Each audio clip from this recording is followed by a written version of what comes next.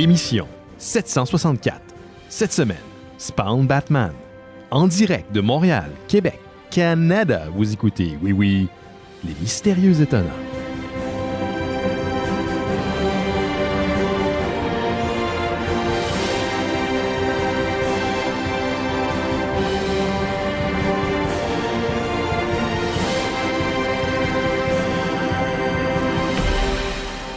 Bonjour à toutes et à tous, vous écoutez Les Mystérieux Étonnants, une émission en balado-diffusion consacrée au BD et à l'ensemble de la culture populaire.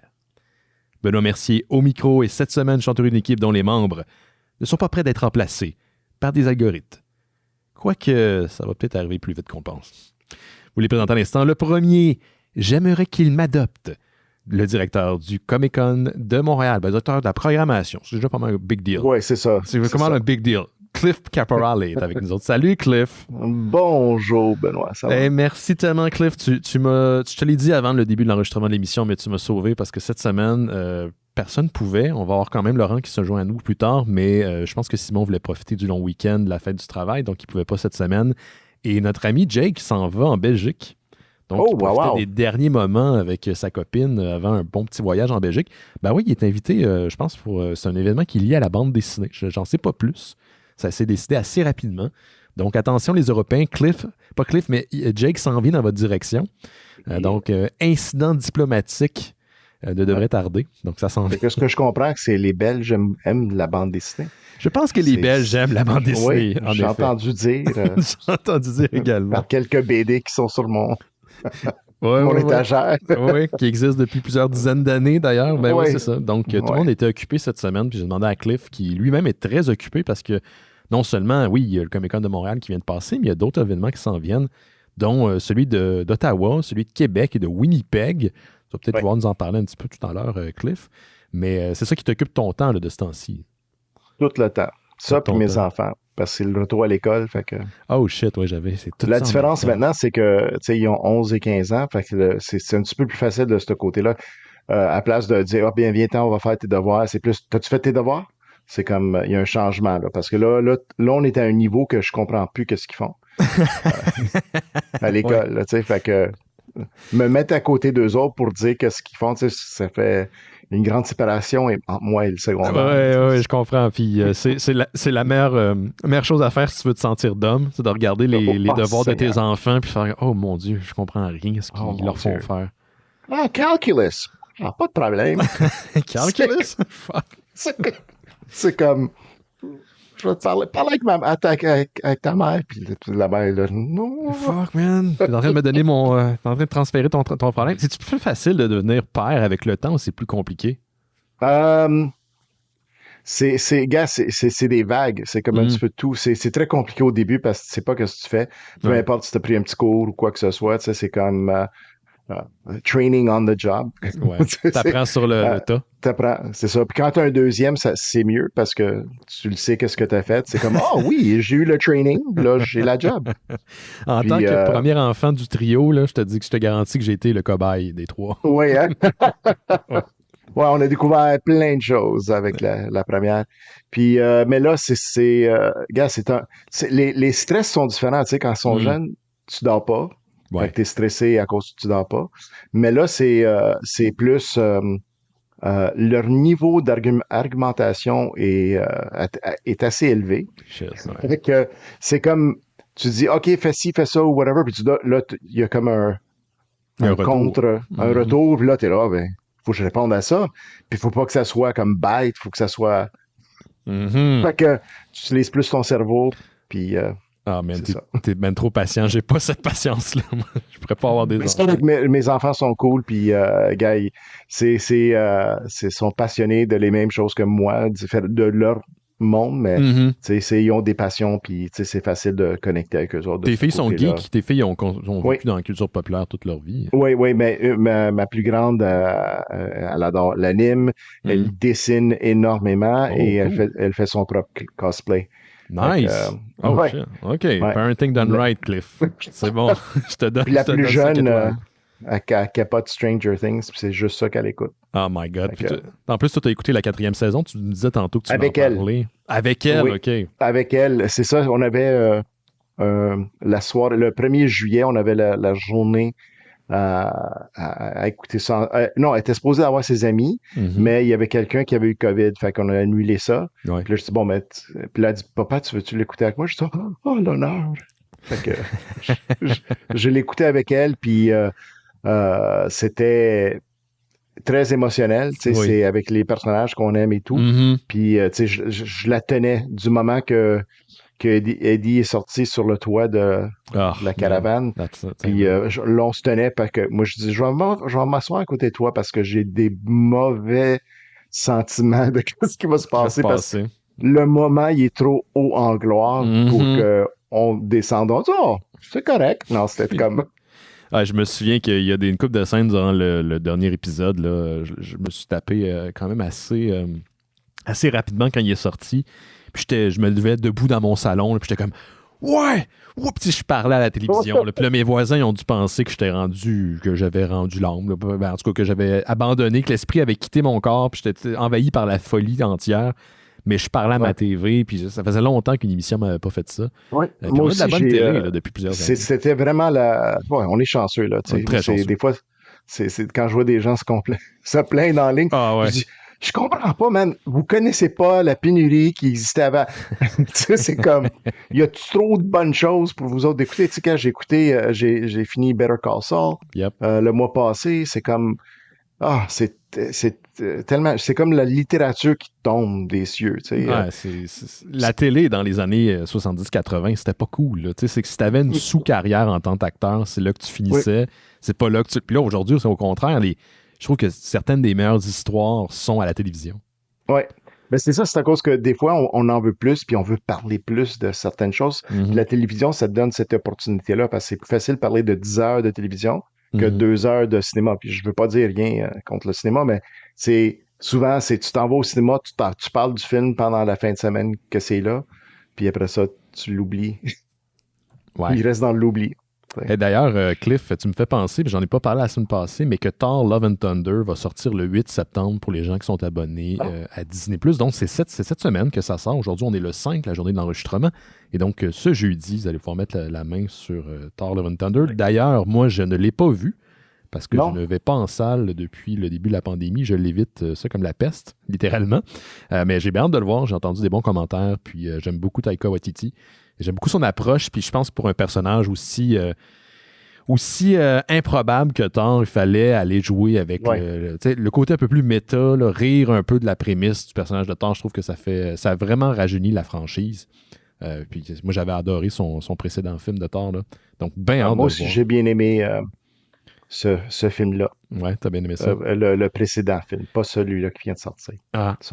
On s'en parle après. Après, je l'ai vu. Après que tu l'aies vu. Parfait. Ça risque d'être Il y a des très bons moments. Il y a des très bons moments. OK, on verra. OK, c'est bon. Mais moi, je suis un bon public habituellement. Mais là, on parlait de télé, justement. Puis parlons de télé pour se réchauffer un peu, Cliff. Parce que la semaine passée, il y a eu des grosses sorties. Là. Et Seigneur qu'il y a eu des grosses sorties. C'est comme s'ils veulent pas que je dorme. Parce que, tu sais, c'est de un, j'adore, mais aussi ça fait partie de mon travail de connaître qu'est-ce qui se passe. La recherche. La recherche. Puis, tu sais, souvent, je vais écouter comme une émission de chaque chose. Puis si ça pogne, bon, ben, je continue. Tu sais, avant, une couple de semaines avant ça, c'était Neil Gaiman que je sais que ça, j'ai pris plus de temps à l'écouter. Je l'ai pas bingé parce que je trouvais que chaque épisode méritait comme une pause, un décanté, ouais. Oui, c'est comme c'est de la littérature mise sur la télé, tu sais, les choses, c'est pas la grosse consommation de next, c'est comme faut que tu laisses faut que tu y penses que ce que c'est dit, que ça te sonne dans les oreilles. Mais d'ailleurs, ça me fait penser, toi, est-ce que tu es un genre de consommateur de télé qui aime ça, avoir un épisode nouveau à chaque semaine ou d'avoir l'accès à la librairie complète à la sortie de la série? Moi, je dis que ça dépend de la série. Parce que je trouve pas que c'est le binge, je pense pas que c'est pour toutes les séries que ça devrait exister. Oui, des thrillers, ça a du sens parce que, tu sais, comme Ozark, par exemple, tu sais, c'est bon d'avoir comme, tu sais, un petit cliffhanger, puis next, ou quoi que ce soit. Mais certaines séries, que ce soit de l'action simple ou des drames ou des comédies, Ça, je peux attendre semaine en semaine. Des fois, je préfère. Ça dépend, c'est quoi.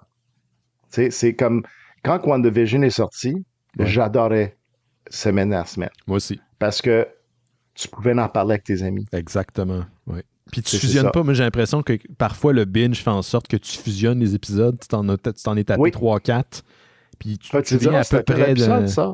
Ouais, c'est quoi ça, non? T'as fini par les fusionner, puis t'es oublié toutes. Là. Parce qu'on s'entend des fois quand t'es dans une espèce d'état de binge, tu peux pas apprécier autant les choses. C'est comme manger du fast-food. Là. Oui, tu manges pour combler ta faim, mais t'es pas en train de vraiment de profiter de l'expérience culinaire s'il y en a une dans le fast-food. Tu m'as jamais vu au Burger King, Ben. Ouais, non, je t'ai pas vu au Burger King. Moi, je fais la dégustation.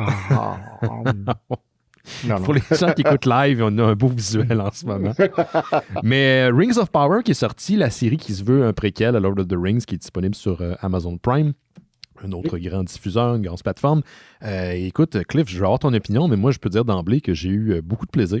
J'étais hook, j'étais très surpris de la qualité, bien hâte de voir de la suite. Ils m'ont eu. C'est ça, moi, qu'est-ce que je trouve où qu'ils ont réussi, c'est l'ambiance. C'est sûr que c'est une émission slow burn. Sure. Il faut apprécier le côté Tolkien des choses. Si tu as lu les livres, ça prend du temps. C'est du très gros slow burn. Yep. Et la feuille, on va décrire la feuille. L'histoire de la feuille. Exactement. Fait que, tu sais, il y a beaucoup de visuels, il y a beaucoup à absorber, il y a beaucoup les costumes sont épouvantables. C'est incroyable. Et tout. Tu le vois que le lore, c'est un petit peu partout, tu sais, ils ont comme pris le temps. Je sais qu'il va toujours y avoir des gens qui vont se plaindre de si c'est pas comme ça, ou quoi que ce soit. Mais, listen, tu sais, c'est comme un cover d'une chanson que tu connais. Exactement, c'est ça. La chanson est écrite en 1900, puis on est 2020. Puis en plus, c'est impossible de traduire l'image que la personne avait dans sa tête quand cette personne lisait le livre. C'est une expérience extrêmement subjective. Donc, c'est l'interprétation de ce studio-là. Puis même dans les livres, l'histoire qui est racontée, je pense que ça se passe dans le deuxième ère de Tolkien, pour les gens qui sont familiers avec son univers. Les événements se passent sur des centaines d'années. On l'a même condensé pour la série télé. Donc, c'est sûr que c'est pas pareil comme c'est impossible. C'est deux types de lectures différentes, littéralement. Moi, j'ai beaucoup aimé... j'ai tout aimé. Je veux pas dire oh my God, j'ai trippé, j'ai adoré. C'était pas comme une série que j'ai comme... Là, je me rappelle la première fois que j'ai écouté Stranger Things, le premier chapitre, je dis « This is the best thing ever ». Tout était parfait. Ouais. Mais ça, tu sais, parce que déjà, les gens avaient parlé du budget, fait que je m'attendais à un certain niveau de qualité. Tu sais, c'était Lord of the Rings, on a vu d'autres affaires, tu sais, avec Peter Jackson. Fait que, tu sais, c'était comme, oh oui, c'est bon, c'est bon. Mais je sais que j'ai comme l'impression que plus tard, je vais dire, c'est excellent pour quelque chose qui va arriver. C'est du gros build-up, du world building qu'ils font maintenant. Puis maudit qu'ils en font du world building. Déjà, le premier épisode, les premiers 15-20 minutes, c'est comme les films, mais encore plus d'histoire, plus de contenu. Ce que j'aime de la série, puis c'est ça qui allait être difficile à contourner ou adresser sans faire des faux pas, c'est que les films de Peter Jackson appartiennent à maintenant ce qui est Warner Brothers Discovery, donc c'est pas la même entreprise, c'est pas la même entité. Donc à faire un genre de préquel à cet univers-là, ils peuvent pas emprunter les mêmes chemins, mais en même temps, ils savent que le public ont vu ces films-là probablement, donc ils ne peuvent pas les ignorer. Donc, les clins d'œil qu'il y a à l'univers de Peter Jackson, et moi, je trouve que la série est dans l'ADN de Peter Jackson, mais en même temps, c'est son propre truc. Ils ne peuvent pas complètement s'en détourner, mais en même temps, ils ne peuvent pas complètement l'embrasser parce que c'est une autre entreprise, littéralement. Donc, l'espèce de chemin qu'ils sont en train de suivre, qui est très étroit. Pour les 2 épisodes qui sont sortis, je trouve qu'ils s'en sont bien tirés.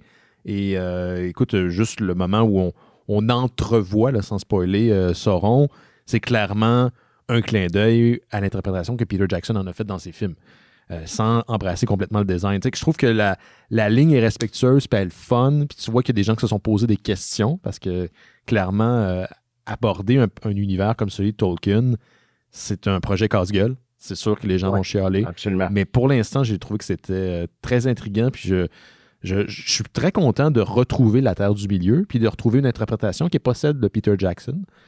Parce que je suis pas très fan des films de Peter Jackson. Je les ai bien aimés, mais sans plus. Et là, d'en voir un autre traitement, je trouve ça intéressant. Je trouve que tant mieux c'est d'autres artistes qui abordent l'univers de Tolkien. On va se retrouver avec des projets originaux, puis des visions créatives différentes, jusqu'à temps que quelqu'un éventuellement reboot l'univers de Tolkien au grand complet au cinéma. Ou, comme Jade mentionne, elle trouve ça plate qu'ils ont juste passé 15 minutes sur le premier âge de Morgoth. Oui, mais là... mais, gars, peut-être c'est ça, si ça c'est un succès, qui sait ou ils peuvent apporter l'histoire, parce que, quand on écoute les films de Lord of the Rings, ils parlent de l'anneau, puis ils parlent de la construction de l'anneau et tout ça, et de la guerre. Puis là, on voit de qu'est-ce qu'ils parlent. D'où ça vient. D'où ça vient, fait que, peu importe, 10 ans plus tard ou 20 ans plus tard, ça fait 20 ans depuis le premier. Ouais, je sais. Shut up! Je sais, on est vieux. Mais ça, c'est impossible, anyway. Dans l'interprétation des choses qu'il faut qu'on laisse de côté, puis il faut pas... Le fait qu'on regrette que tels éléments ne se retrouvent pas dans l'adaptation n'est pas gage de qualité ou de manque de qualité pour moi. C'est pas ça. Après, il faut voir, est-ce que ce qui a été retenu fonctionne? Après, on peut regretter que des choses ne s'y sont pas retrouvées, mais ça ne fait pas en sorte que le projet, le rendu initial est mauvais. Et là, attendez, je vais ramener Cliff parce qu'il a comme déconnecté 2 secondes. Qu'est-ce qui t'est arrivé, Cliff? Je sais pas. Non, je pense que j'étais sur l'extension de mon Internet, puis c'était pas le bon. Elle l'a lâché. Mais tout ça pour dire ça, je disais que je pense que dans l'adaptation, il faut prendre compte du produit final, puis s'il y a des choses qui ne se retrouvent pas adaptées de l'œuvre d'origine, on peut en déçu, mais c'est pas gage de la qualité ni de son manque de qualité. C'est normal que dans un livre de 800 pages, il y ait des choses qui ne se retrouveront pas. Absolument. Au grand écran. Mais oui, j'ai bien aimé ça. Je voulais juste mentionner que je trouve intéressant, moi, étant un homme un petit peu plus vieux que d'autres, moi.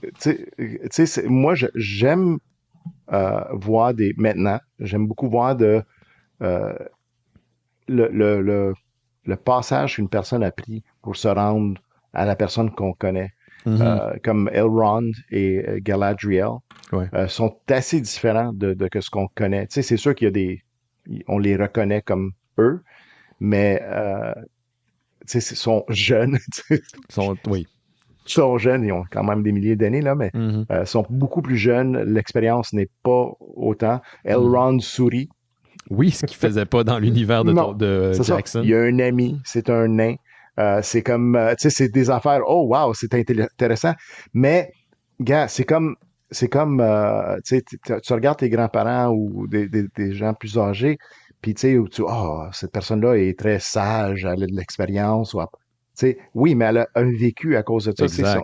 Elrond n'est pas né à savoir tout ou quoi que ce soit. Même, c'est pour ça, quand il parle avec sa fille de les amours que tu vas connaître, les gens vont mourir, tu vas souffrir à cause de ça. C'est pour ça qu'il parle à elle puis il dit c'est pas un bon chemin, mais c'est juste avec l'expérience que les gens vont connaître ça. Puis c'est ça que je trouve de bien. Lui, on voit ses expériences. Même chose Galadriel, on la connaissait pas comme guerrière, même un petit peu intense, on va dire, un petit peu elle est tout le temps too much. Elle était tout le temps elle a la mèche courte dans la série. Oui.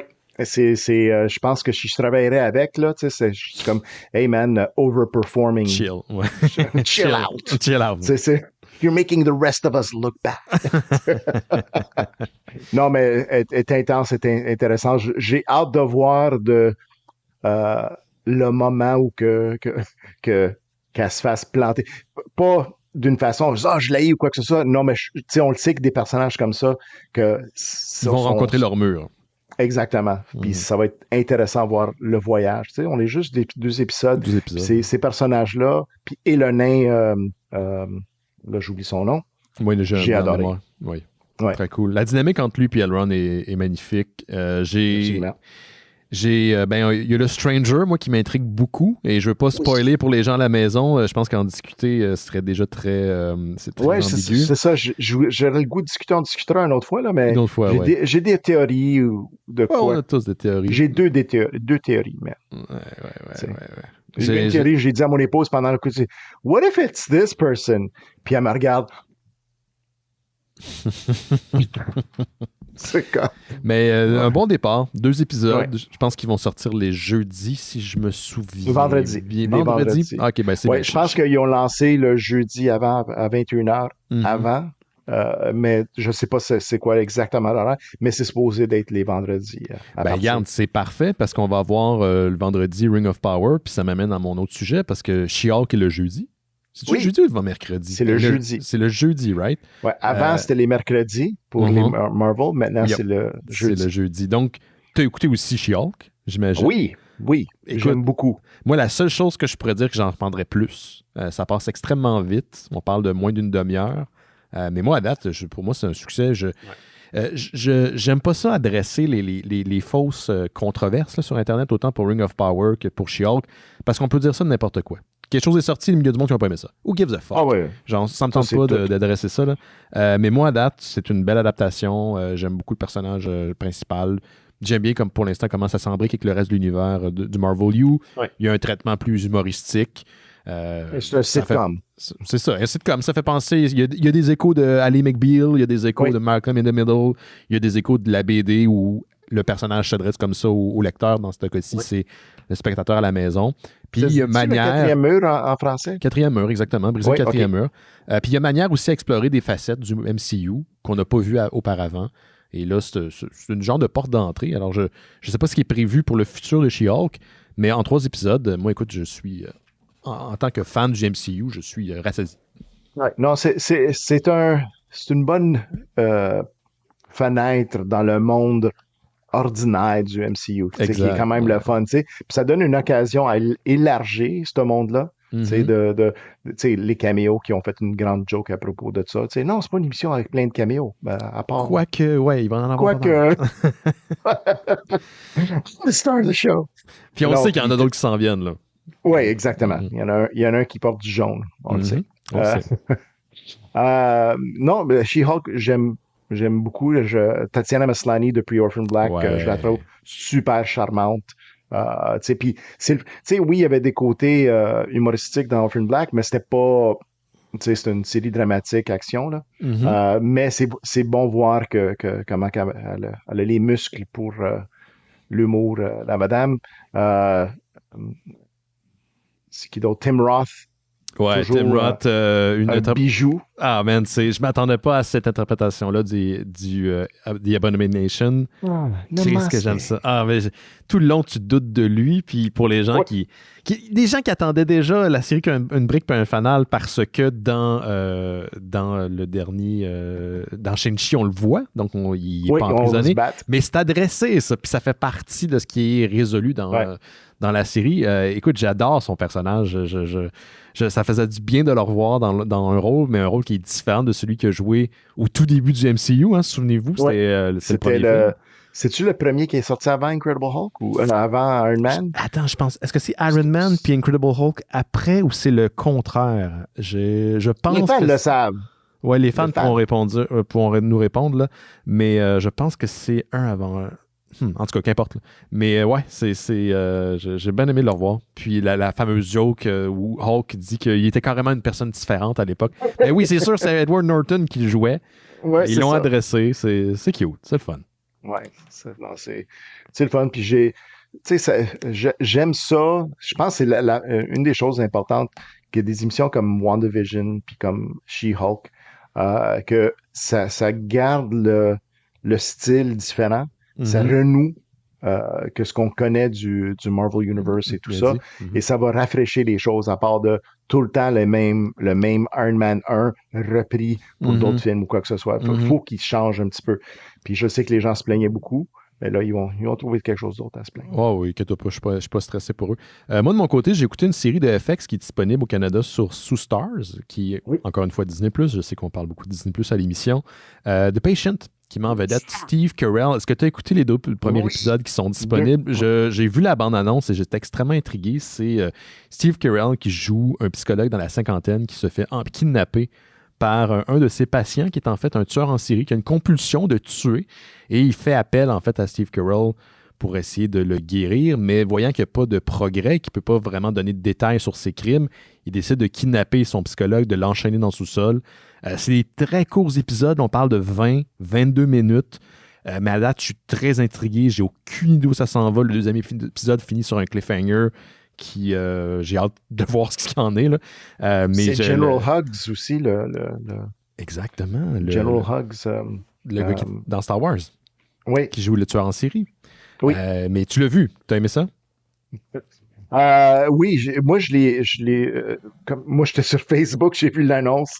Ah, c'est sur Star ça. Fait que là j'ai immédiatement parce que c'est deux acteurs que j'apprécie beaucoup. Mm-hmm. Puis là quand tu découvres que c'est 99% du temps c'est eux qui se parlent. On se parle en une pièce. Puis c'est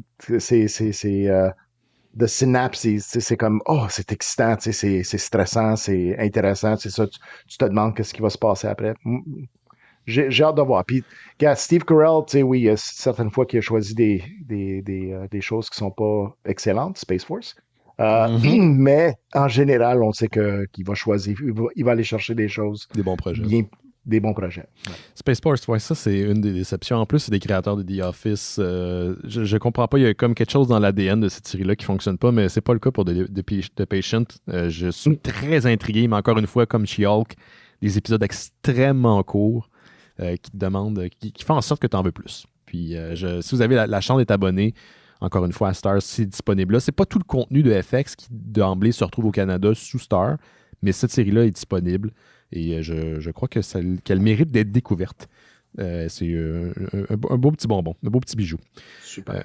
Fait qu'on va commencer les nouvelles, Cliff, si tu le permets. Puis, moi, je vais commencer avec une nouvelle qui fait partie de mes intérêts parce que, comme tu le sais, je suis un grand fan de Star Trek. Et je suis aussi fan de la Kelvin Timeline qui a été commencée avec le... Ouais, pardon? Kelvin Timeline? Ouais, j'ai dit Kevin. Pas Kevin. Kevin, ouais. Kevin Feige Timeline. Non, ben presque. Éventuellement, j'imagine que tout va revenir à Kevin Feige. Non, Kelvin Timeline, merci. Moi, je suis fan de l'univers de J.J. Abrams qui a été commencé en 2009 avec l'espèce de reboot, nouveau cast, nouvelle distribution. C'est un projet, encore une fois, casse-gueule qui, moi, je trouve qu'il y a quand même de l'ADN de Star Trek dans les films de la Kelvin Timeline. Et en fait, le réalisateur du 4e film qui se passait dans cette ligne du temps, qui était supposé réaliser le film pour le compte de Paramount Pictures, vient de quitter le projet. Son nom, c'est Matt Shakman. Vous connaissez probablement son nom parce qu'il a travaillé comme réalisateur sur It's Always Sunny in Philadelphia, Game of Thrones et plus récemment WandaVision, donc on vient de parler. Oui. Et donc, il était censé réaliser le Star Trek 4, qui pour l'instant n'a pas de titre. Et il a quitté le projet parce qu'il a un conflit d'horaire, parce qu'il y a un autre petit projet qui s'en vient, qui est l'adaptation de Fantastic Four pour le compte de Marvel Studios. On sait que... sérieux? Yep. On sait que le réalisateur initial est parti, donc c'est maintenant Matt Shakman qui reprend le relais. Donc, ça ne fonctionnait pas au niveau de l'horaire. Et là, ça cause un gros problème pour Paramount Pictures parce que ce projet-là était une priorité. En fait, il était supposé sortir le 22 décembre 2023, donc très peu de temps pour essayer de se trouver une nouvelle personne pour remplacer Shakman. D'ailleurs, il n'y a pas personne qui a été annoncé pour l'instant. Le studio n'aurait trouvé d'ailleurs pas de candidat pour le moment. C'était aussi un projet qui avait reçu le feu vert après plusieurs années d'hésitation. On sait que Quentin Tarantino avait proposé un scénario à Paramount Pictures. Noah Hawley aussi avait proposé un projet. Les deux ont finalement n'ont pas été adoptés. Et on avait été de l'avant du côté de Paramount Pictures avec un 4e film. Et la distribution avait signé, ce qui n'avait pas été le cas initialement. On avait voulu faire un film auparavant et la distribution trouvait que le budget, la paye, comme on dit, n'était pas au rendez-vous. Et finalement, là, on avait trouvé un terrain d'entente. Donc, j'espère que ça ne va pas enlever du momentum au film et qu'il va quand même voir le jour éventuellement.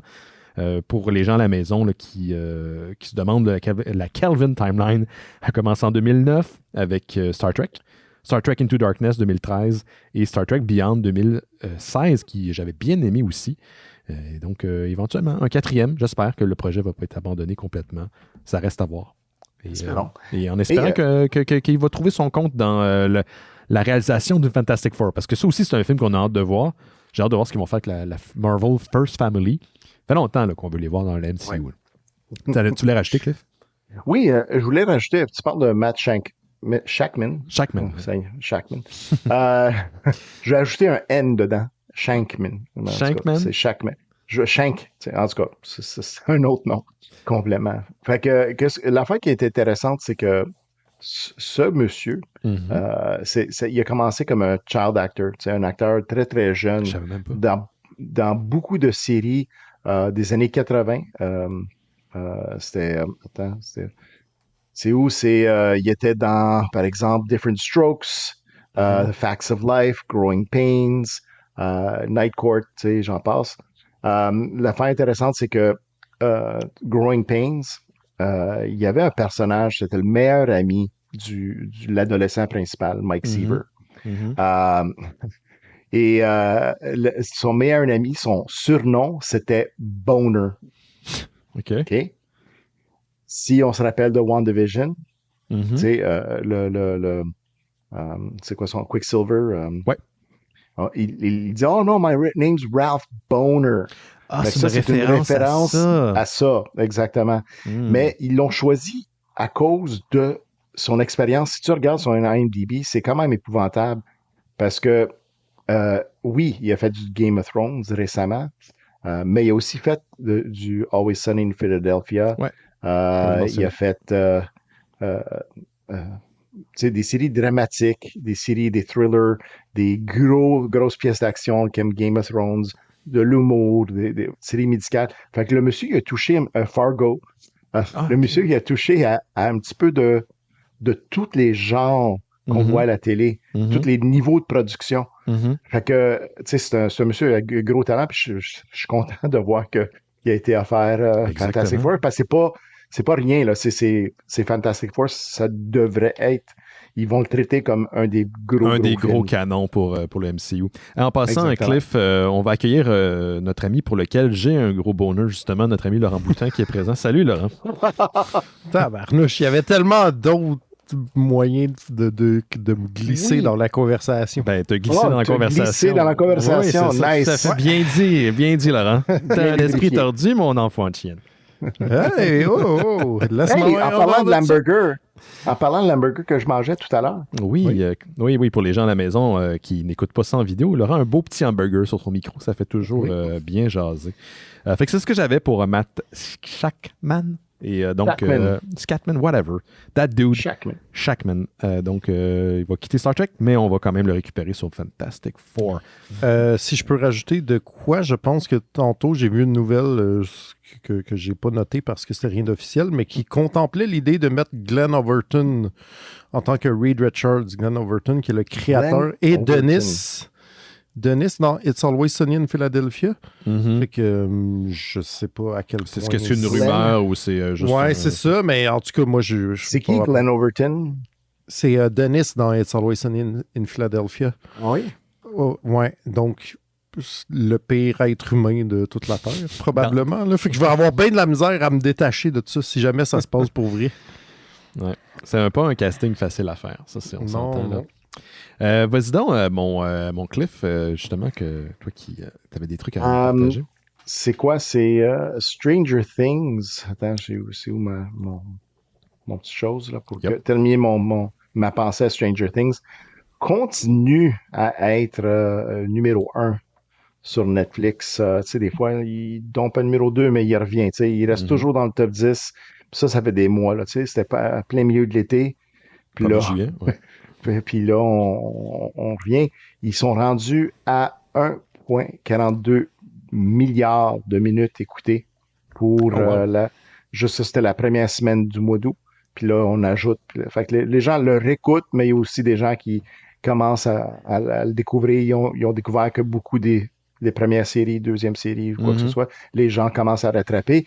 Puis, tranquillement, se rattrape à le numéro 1, que c'est la série coréenne. Squid Game. De Squid Game, qui est le numéro 1 de tous les temps présentement. Mais ça va dépasser.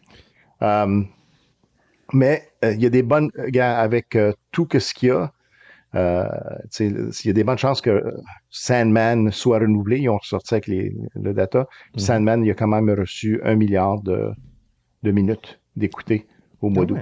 Nice. Fait que, la première semaine. Ils calculent ça en minutes maintenant. C'est difficile à gérer. C'est fait qu'ils calculent les minutes. Parce que tu peux pas, c'est comme sur Internet, là, tu peux pas on est habitué quand on va sur YouTube de voir 1 view, 2 views, 3 views, 20 000 views, mais l'affaire, c'est que est-ce que les gens ont écouté le clip au complet? Est-ce qu'ils est-ce qu'ils ont skippé? Est-ce qu'ils sont allés plus loin dans la vidéo? Fait que j'imagine que c'est une manière d'être plus précis dans leur comptabilité versus se dire ça a été visionné genre 25 millions de fois.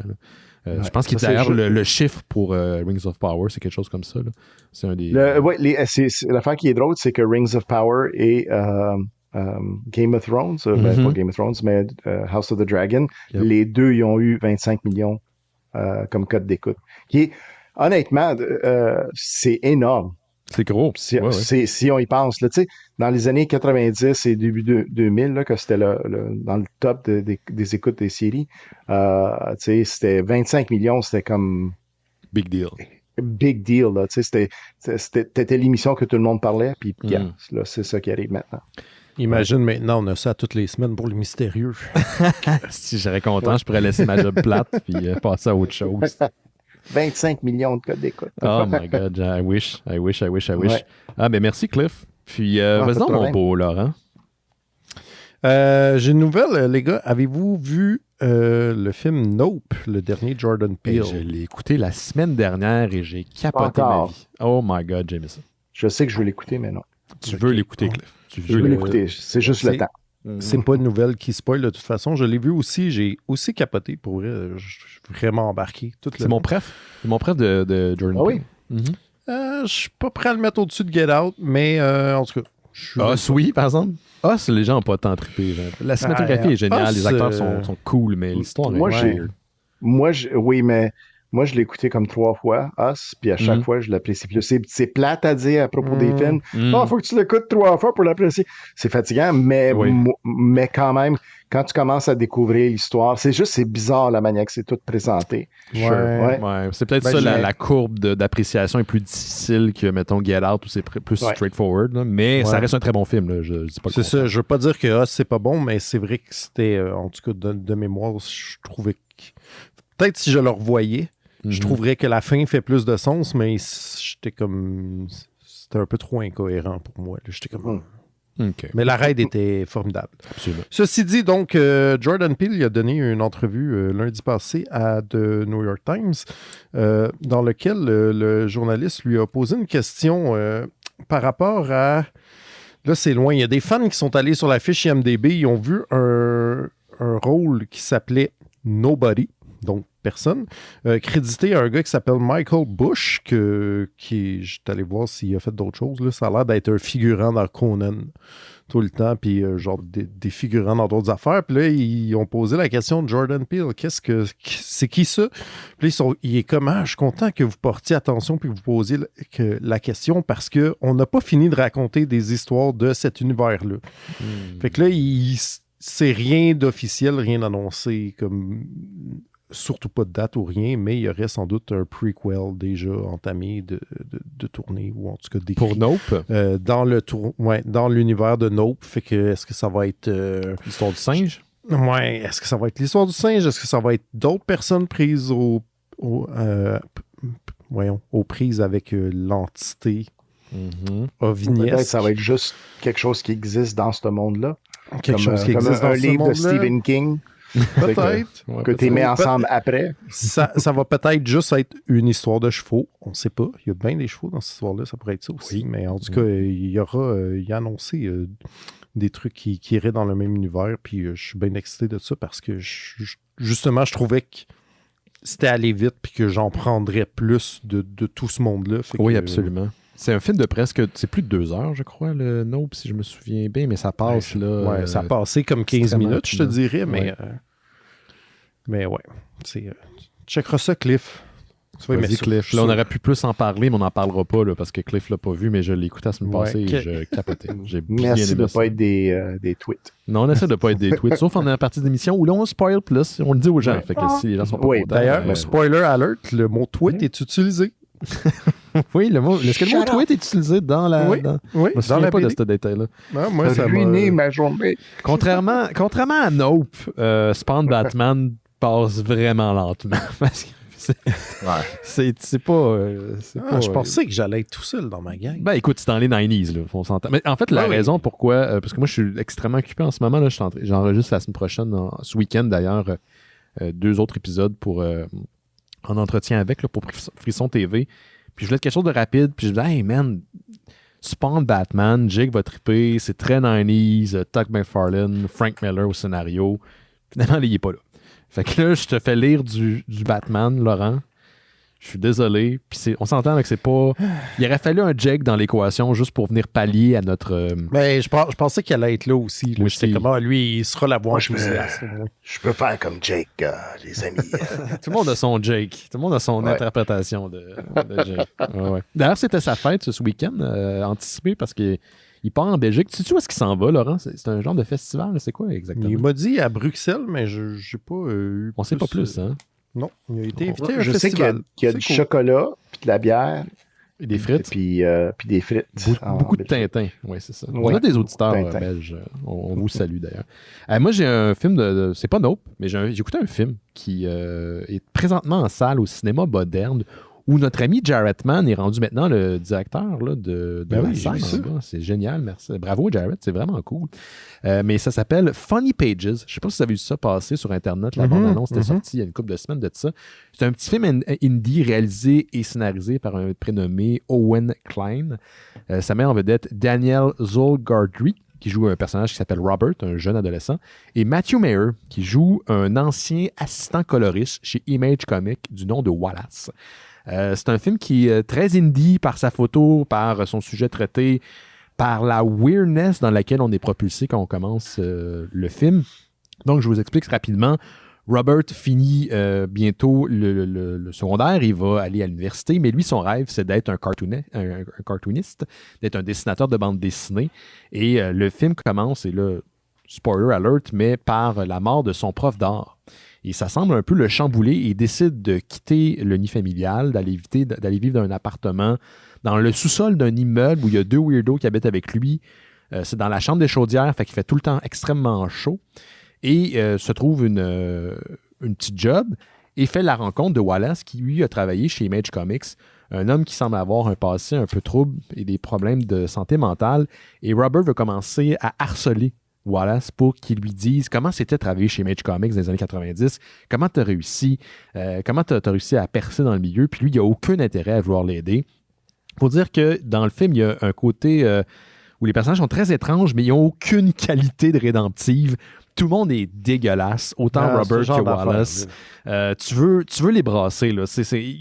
Genre, calmez-vous 2 secondes, parlez-vous ou arrêtez de vous jaser, mais c'est le genre de personnages pour lesquels tu as beaucoup de difficultés à essayer de tisser un lien motif avec eux, mais ça reste que c'est intriguant. C'est comme une... Tu sais, genre d'affaire que tu écoutes, puis tu sais pas pourquoi tu veux savoir ce qui va se passer parce que tu n'aimes personne, mais tu es engagé dans l'histoire. C'est ça, Funny Pages.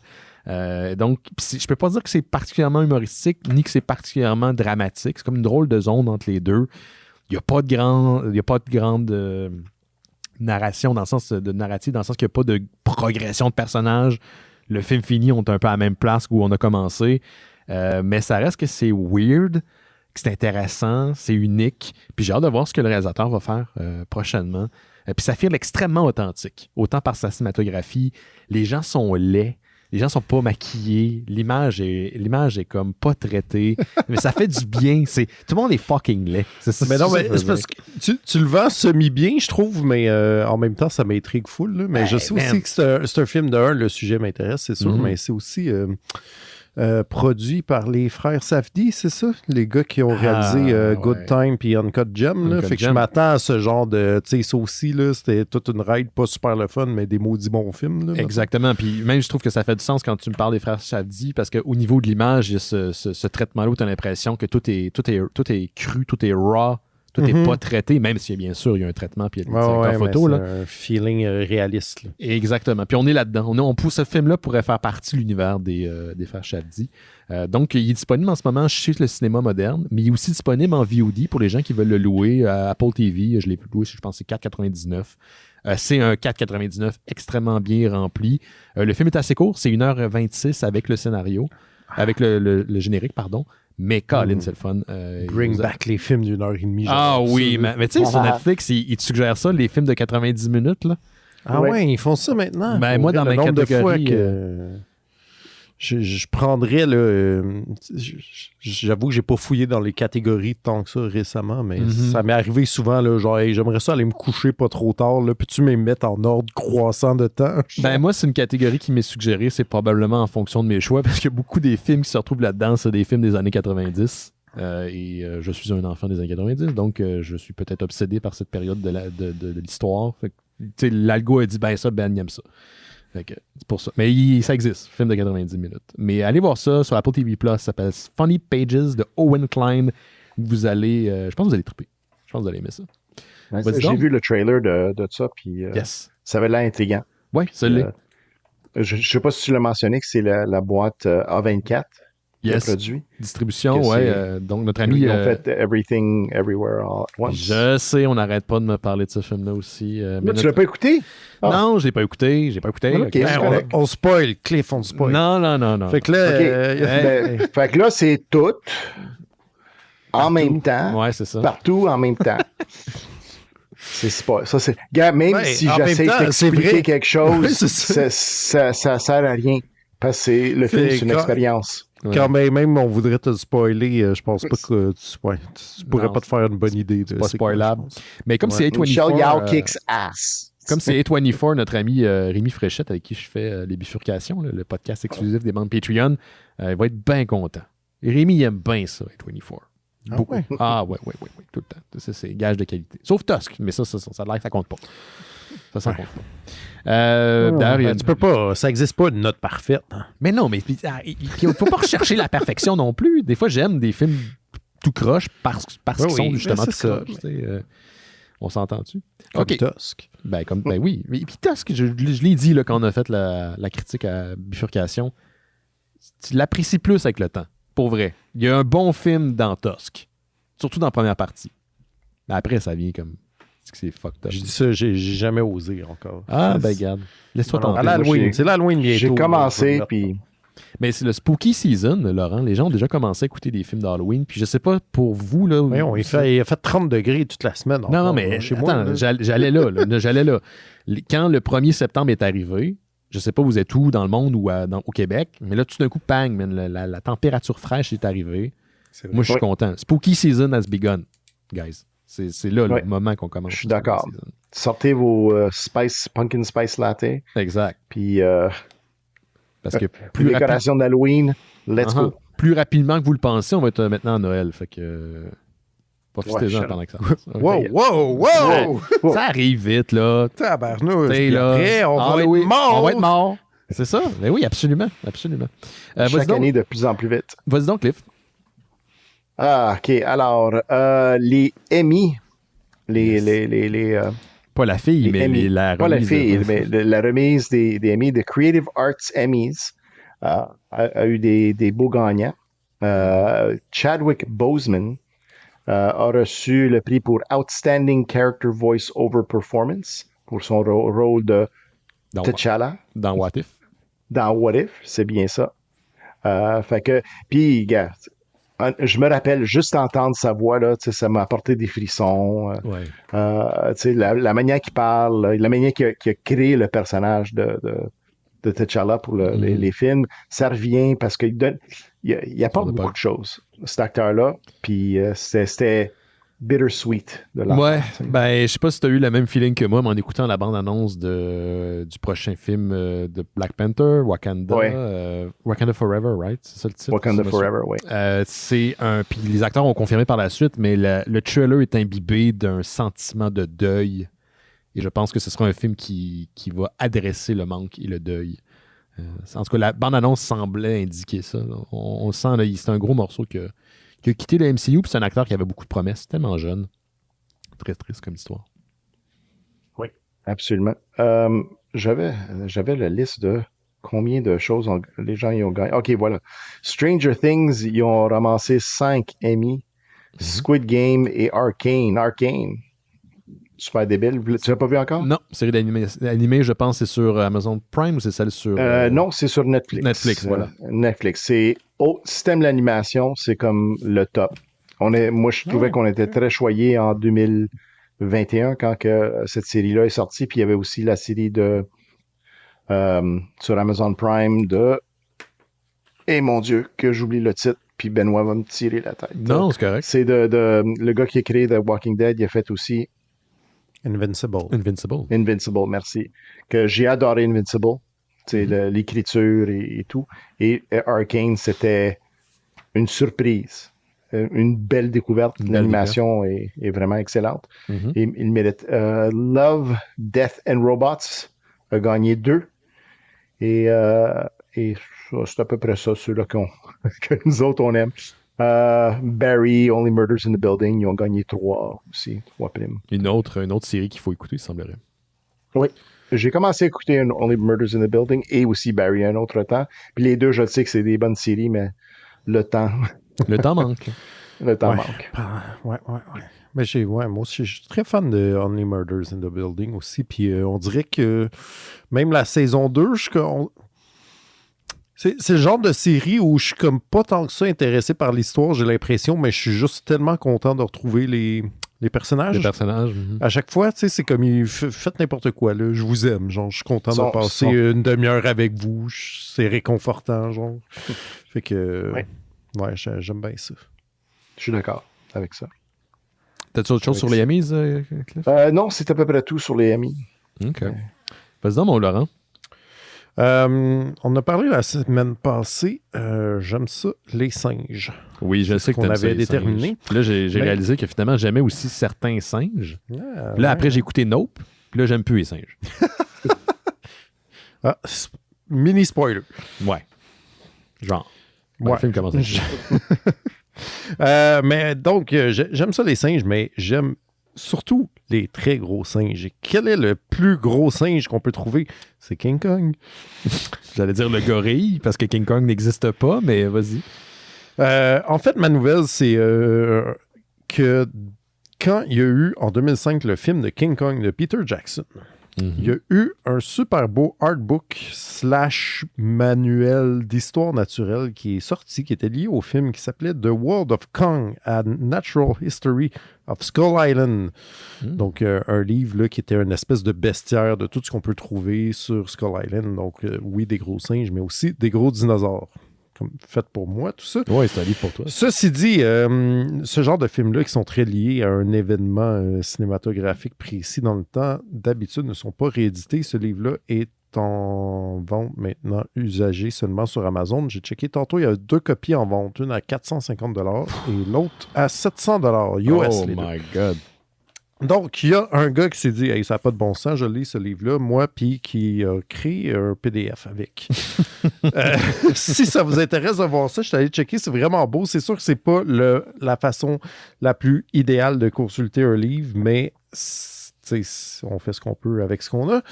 Ceci dit, puis là, il a mis tout ça en ligne gratuitement sur Imgur, qui est comme un site d'images, en fait, je pense. Là, oui. Que tu peux te faire des albums d'images. Ouais. Fait que il y a tout le livre, là, toutes les genre 125 pages du livre, si vous voulez consulter ça. C'est sûr que la qualité, je pense qu'il a pris des photos de ces pages. Ouais.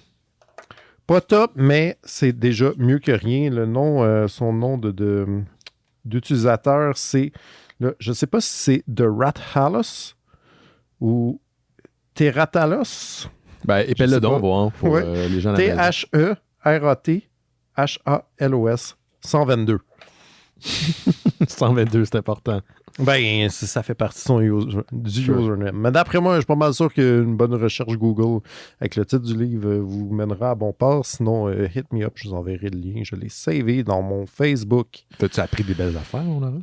Ben, j'ai pas tout lu, mais j'ai beaucoup regardé Les Beaux Dinosaures. Les beaux dinosaures. J'ai pas appris encore autre chose que... Mais ça, c'est mon problème aussi. On a des petits... ici, là, on a des petits problèmes de fétichisme. Fait que là, j'étais comme... Qu'est-ce que tu veux dire par là, $50, c'est-tu tant que ça pour un livre que tu veux vraiment puis qui a l'air vraiment beau? Mais la réponse est oui, Laurent. La réponse est oui. Oui, la réponse est oui. Nous je sais connaissant, bien. la réponse est oui. Mais voilà. OK. Bon, écoute.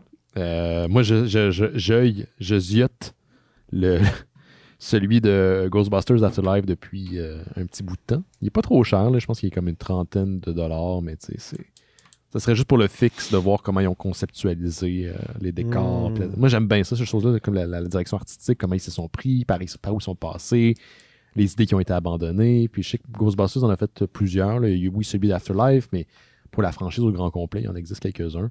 Puis j'aime bien les livres qui, tu sais, c'est comme des faux, vrais livres. Là. Comme dans Ghostbusters, tu as le Tobin Spirit Guide auquel ils font référence. Puis le Tobin Spirit Guide existe pour vrai en livre sur Amazon et ailleurs, là, où on peut le commander. D'ailleurs, je n'ai pas reçu encore ma commande de livres. Ah, as-tu écrit à la place concernée? La place concernée, je ne l'aurais pas écrit, mais courriel ne devrait pas tarder, parce que là, je suis trop ordinaire. Mais je ne recommanderai plus jamais de là. C'est tout simplement. Bon, ça y est. C'est ça. Mais commander des livres, c'est important. Puis je l'ai fait en plus sur un site québécois. Je me suis encouragé un site québécois au lieu de tout acheter sur Amazon. C'est ça. Mais il ne faut pas aller sur le panier bleu. On ne peut pas acheter sur le panier. C'est pas le panier bleu, je suis allé sur les librairies. Je sais. Et moi, j'ai une petite nouvelle d'Hollywood parce que tout est lié de près ou de loin à Hollywood. Et il y a Deadline, qui est un site de nouvelles hollywoodiennes, qui rapporte que Legendary Entertainment, ça, c'est un studio qui fait affaire avec Warner Brothers depuis maintenant plusieurs années, est en train de magasiner un nouveau studio, une nouvelle maison, parce qu'il semblerait pas qu'ils sont super d'accord avec la nouvelle les prises de décision. Le nouveau chef de Warner Brothers Discovery, David Zaslav, on en a parlé la semaine passée. Le dude a fait plusieurs choix pour lesquels on a très peu de détails. Là. Est-ce que c'est des parce qu'il veut comme pas que les films qui étaient les projets sous l'ancienne direction aient du succès ou il considère que c'est pas bon, qu'importe, mais en tout cas, il a pris des décisions qui ont annulé Bad Girl, il y a des choses qui sont étranges. Donc, Legendary Entertainment qui fait des films pour Warner Brothers, leur entente, leur contrat est arrivé à échéance. Et là, ils sont en train de magasiner un nouveau studio. Il y a Sony en tête de liste, qui dans les concurrents qui sont intéressés, mais il y a aussi Paramount Pictures qui pourrait être un concurrent intéressant pour Legendary Entertainment. Et pour l'instant, il y a encore des projets que Legendary sont en train de clôturer, de terminer, avec Warner. On a Dune Part 2. On a Godzilla vs. King Kong 2, que Laurent attend avec impatience. Ouais, et ça n'allait pas me saboter ça, là. Non, ça s'en vient quand même. Ils sont quand même en train de travailler avec Warner, mais ils cherchent à peut-être sortir de leur relation. Et il y a aussi la suite de A Christmas Story Christmas, qui est vraiment la suite là, de Christmas Story avec l'acteur original qui est Jerry Raffi et compagnie. Donc, c'est une nouvelle une nouvelle intéressante. Attendez, je vais bloquer. Voilà. Non, que j'ai manqué. Non, il y a tout le temps comme du monde là, qui envoie des remèdes miracles sur Internet. Donc, c'est bloqué. Ouais. C'est ça. C'est la joie de faire ça live. Donc, c'est ce qu'il y avait là-dessus. Il n'y a pas rien de concret pour l'instant, mais je trouve ça intéressant parce que, bon, Warner Brothers, DC, ils ont HBO Max.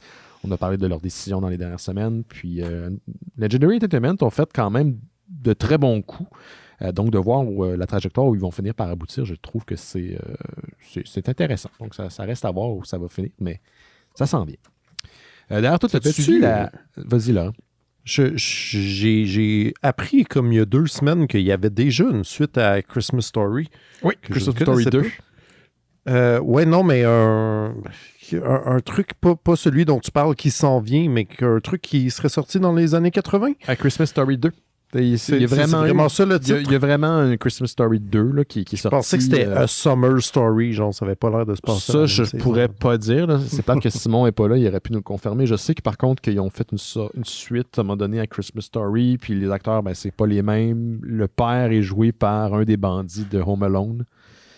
Marv. Ah ouais. Ouais, c'est vraiment spécial. Daniel Stern, wow. Puis je crois qu'il y a il y a eu une comédie musicale qui a été télévisée à un moment donné avec Matthew Broderick qui joue le personnage Ralph. C'est un film culte, là, Christmas Story, donc je suis pas surpris qu'ils ont déjà essayé de faire des suites, mais là, une suite officielle de ce type-là, c'est la première fois à ma connaissance que ça se produit. Toi, Cliff, est-ce que tu as suivi les déboires chez Warner Brothers Discovery, l'annulation, cancellation de trucs? Moi, j'ai suivi le plus possible jusqu'à temps que je me suis tanné là, qui pitch tout par la fenêtre. Je sais que du côté créatif, qui ont déjà beaucoup de gens qui ont dit qu'ils veulent pas. J'ai pas les noms en avant de moi ou quoi que ce soit, mais des compagnies d'effets spéciaux, d'autres créateurs, des agents ou quoi que ce soit, qui ont dit qu'ils veulent pas, jusqu'à temps qu'ils ont leur maison en contrôle, qu'ils veulent pas travailler pour Warner Brothers parce que c'est comme tu travailles sur un projet, on utilise Batgirl comme exemple, Mhm. qui est presque fini. Puis là, c'est des centaines de personnes, sinon des milliers de personnes qui ont travaillé là-dessus.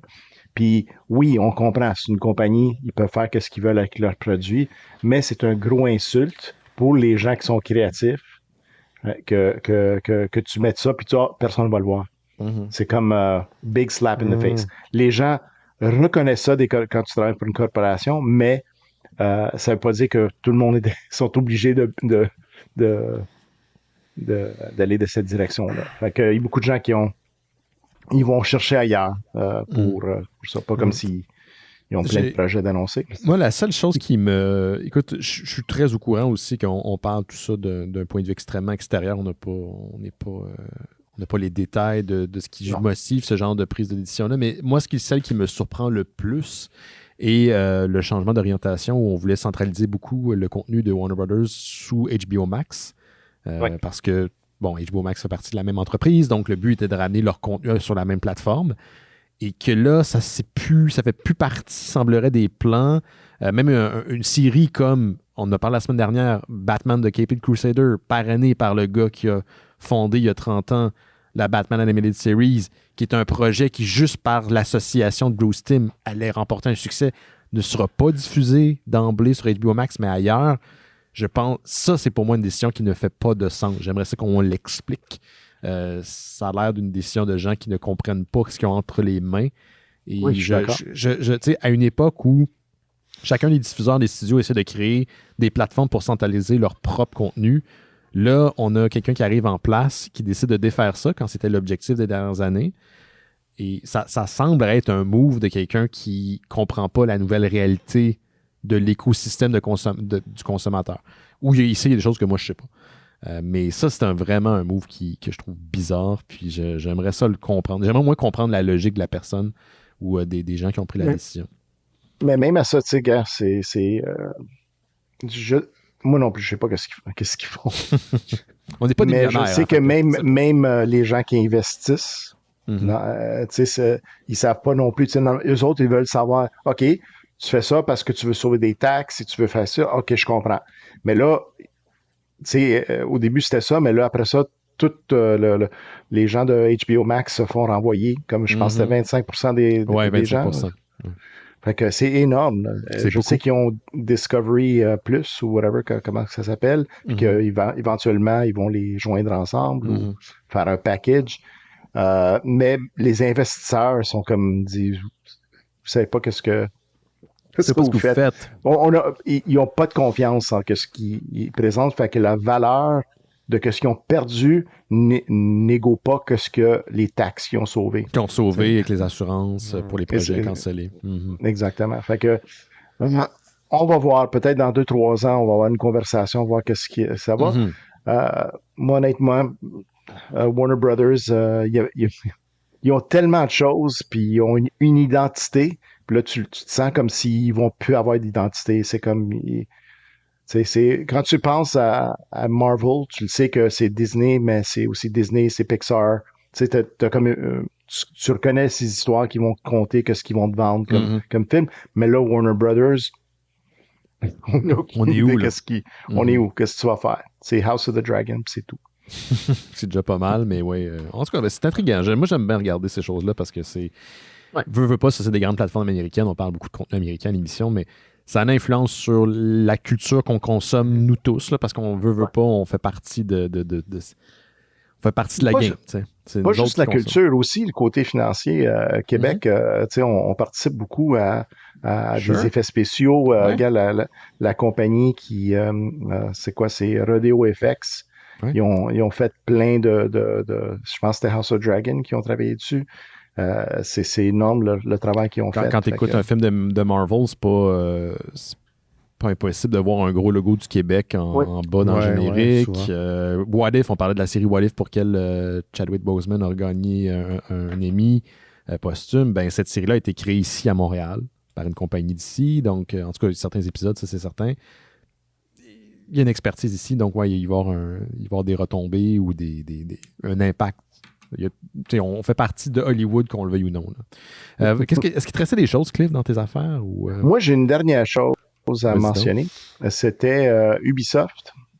Cette fin de semaine. Alors, il y a 3 choses très cool qui se passent cette fin de semaine. Un, c'est le Comic-Con d'Ottawa. Yes. Belle plug, Cliff. Nice. Yes.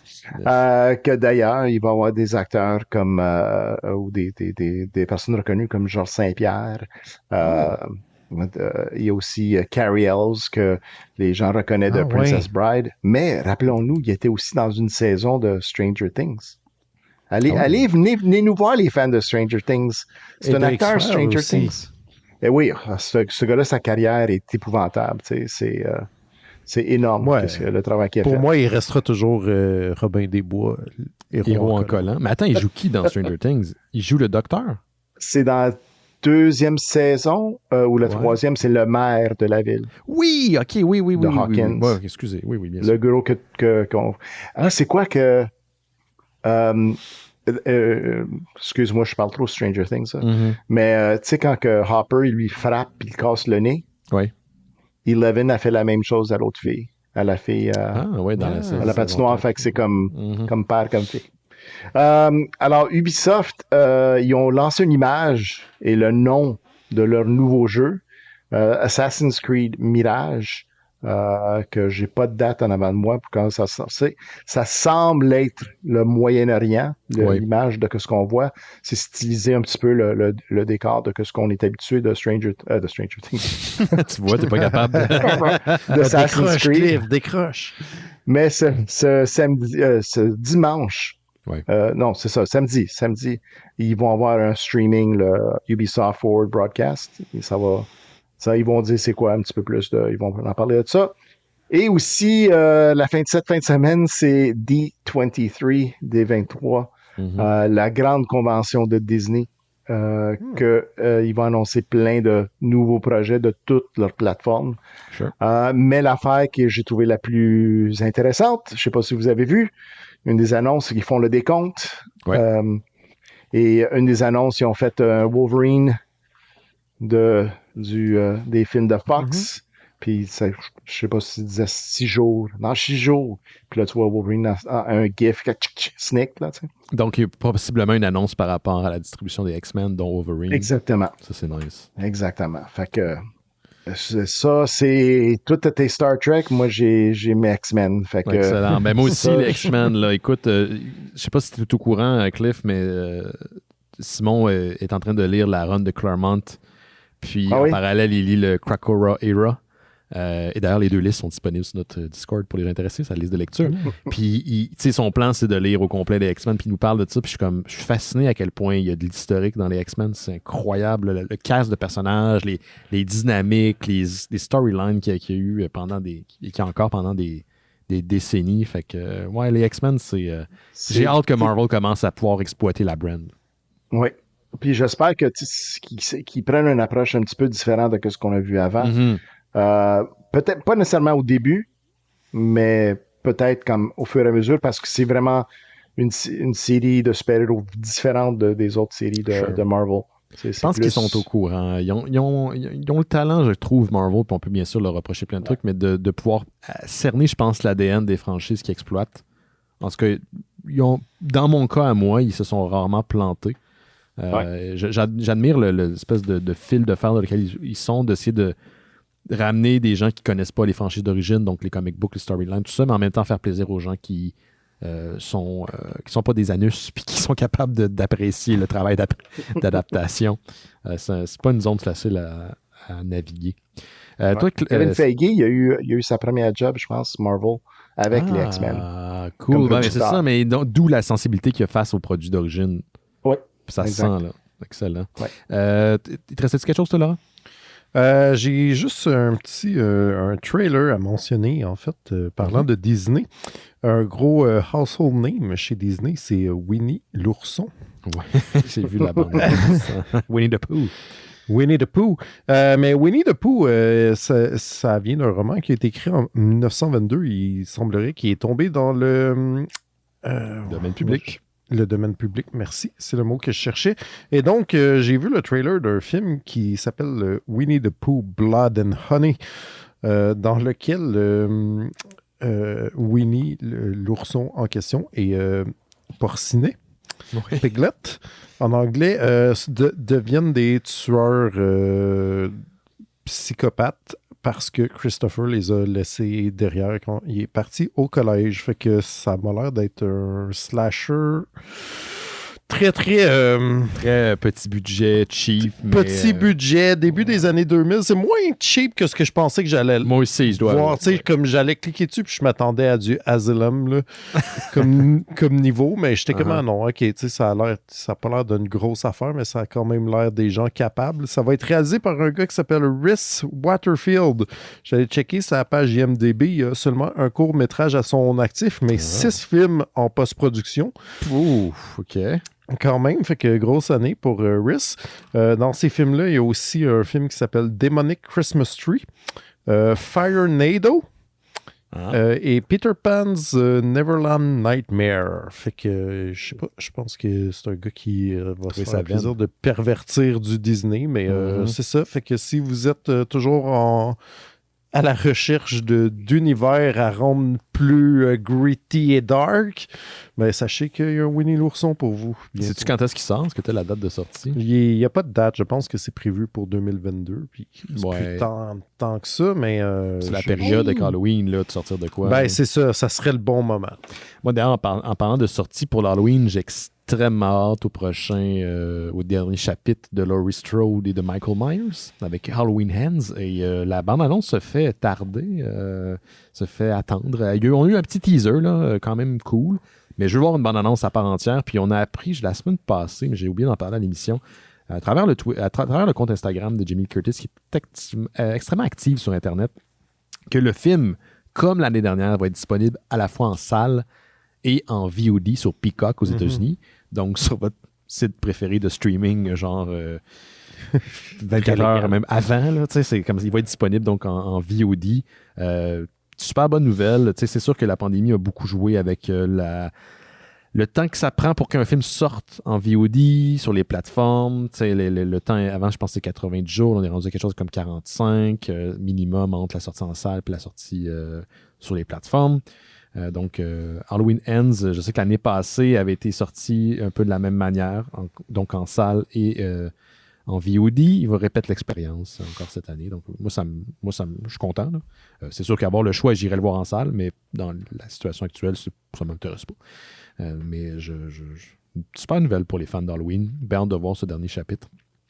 Puis là, je me des petites nouvelles vraiment rapides en rafale. Là. J'avais pris des petits trucs qui ont attiré mon attention. Il faut dire qu'il n'y a pas beaucoup de nouvelles de ce temps-ci qui m'ont particulièrement titillé, mais ça, c'est cool. On reste dans Star Trek. L'actrice qui jouait la capitaine Catherine Janeway dans Star Trek Voyager, Kate Mulgrew, qui a donné une conférence récemment à Las Vegas, un congrès qui s'appelle le Star Trek 56 Years Mission Las Vegas. C'est un congrès là, qui se passe à Las Vegas depuis plusieurs années. Elle a dit qu'elle elle a eu des discussions avec les gens de Star Trek pour avoir peut-être un potentiel retour un peu à la manière de Picard. Comme la série Picard a ramené le personnage de Sir Patrick Stewart, et la 3e saison va ramener la distribution complète de TNG. Il n'y a pas d'offre sur la table pour l'instant, mais il y a eu des discussions, c'est tout ce qu'on sait. Donc, il y a ça de ce côté-là. Sinon, un autre retour qui, moi, j'ai bien hâte de voir, c'est le retour de John Boyega dans le film qui a été un peu son breakthrough movie. On parle de Attaque de bloc de Joe Cornish. John Boyega a dit en entrevue Collider qu'il est en train d'écrire la suite avec le réalisateur et scénariste du premier film, Joe Cornish. Et donc, on va revoir Moses éventuellement avec... Yes! Ça, j'ai hâte. C'est un film de 2011, quand même, ça fait 11 ans qu'il est sorti. John Boyega est aussi producteur sur le projet, donc il finance une partie de la production du film. Ça, j'ai hâte. J'ai vraiment hâte de voir ce film-là. Si vous n'avez pas vu Attaque de bloc, soit dit en passant, là, garochez-vous, c'est un Goonies des temps modernes à Londres. C'est vraiment le fun. C'est vraiment cool. Je le regarde régulièrement. Genre. C'est super bon. La trame sonore est Mais vraiment extraordinaire. Sinon, on reste dans Marvel, parce qu'on parle tout le temps de Marvel l'émission. L'acteur Ben Kingsley va reprendre le rôle de Trevor Slattery. Donc, l'acteur va reprendre le rôle de la Slattery, ça a l'air, c'est ça son nom. C'est le fake Mandarin. Fake Mandarin, donc l'acteur qui joue l'acteur dans le DCU, dans le Marvel U, pardon. Il va être de retour, et pas sous forme de Pog, mais dans la série Wonder Man sur Disney+. Ça va être la 4e apparition de l'acteur en tant que Trevor Slattery. On l'a vu dans Iron Man 3, où il jouait un faux Mandarin. On l'a vu dans un court-métrage qui a suivi le film, puis on l'a vu récemment, en 2021, l'année passée, dans Shang-Chi, où il reprenait son rôle et il sera de retour au quai de Simon Williams, qui était introduit dans le MCU, dans les comic books en 64 comme étant un vilain, pardon. Il a été retravaillé comme un héros des années 70 et c'est devenu un des cofondateurs de la West Coast Avengers dans les années 80.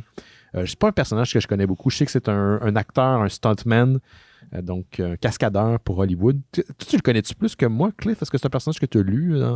J'ai lu, quand je lisais des Avengers, il était toujours souvent là, ou quand je lisais des histoires avec Wanda, parce qu'il y avait une relation. Je sais que à un moment donné, Vision, il est mort, le robot, mais où la création du cerveau je me mélange les choses, mais la création du cerveau de Vision, ça a été en utilisant Simon Williams. OK. Et c'est pour ça que Wanda tombe en amour avec, parce que c'est quelqu'un qu'elle aimait. Ah, je vois. Qu'est-ce que tu allais dire, là, Laurent? Non, mais c'était ça aussi. Il me semble qu'il y avait de quoi avec Vision, comme peut-être plus ça, là, mais j'étais comme, c'est-tu un clone ou quelque chose? Il est lié à la création de Vision. Ouais. En tout cas. Parfait. En tout cas, ça, il va être le personnage d'une série de Disney+. Le tournage, la production a commencé en juin dernier. Et donc, j'imagine d'ici l'année prochaine, une autre série sur Disney+. Avez-vous quelque chose à rajouter? Sinon, on va prendre une petite pause avant de parler de la BD de cette semaine. Moi, j'ai juste ajouté une petite anecdote à ce que Laurent nous contait. C'était Winnie the Pooh. L'auteur, c'est un auteur britannique, A.A. Milne. Alors, avant Disney, il y avait un livre. Et le nom Winnie, c'est à cause qu'il y avait un ours dans le zoo à Londres qu'il allait visiter. Son père l'apportait avec. Et le nom, ça vient de Winnipeg, c'était le vrai nom de l'ours. Alors, la ville canadienne, que d'ailleurs, j'ai un événement à la fin d'octobre. Les 28 et 30 octobre, au 30 octobre, oui, je pense. C'est ça. Et Bruce Campbell, c'est notre invité spécial là-bas. Oh my God. Mais là, Cliff, moi, c'est c'est la fin de semaine d'Halloween. Fait qu'est-ce que le Comic-Con va être Halloweenesque? Oui, ben, tu m'as pas entendu, j'ai dit Bruce Campbell. Oui, Bruce Campbell, Evil Dead. Il va être là. Nice. Alors, c'est comme, ça là, honnêtement, c'est comme la pure chance on était à ça, puis là, les gens qui vont capoter, là, on était à ça d'avoir Sam Raimi. Oh wow, ça aurait été malade, ça. Ça aurait été vraiment débile.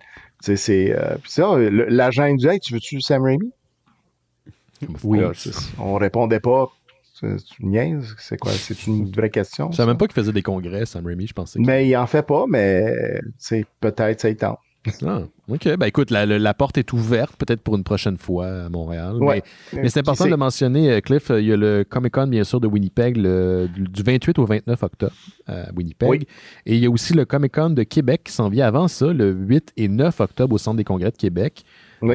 Qu'est-ce que tu peux nous dire sur cet événement-là? Gros à date, on a... Oui, c'est un gros Oui, c'est vraiment gros. On a pour Québec, c'est notre invité spécial, c'est Charles Martinet. Charles Martinet, c'est la voix de Mario dans la plupart des jeux Mario, que ce soit Mario Kart ou que ce soit Mario Bros. Lui, c'était, croyez-le ou pas, c'était l'invité le plus qui a fait le plus de signatures au Comic-Con de Montréal en 2022. Ça me surprend pas. Moi, ça m'a surpris.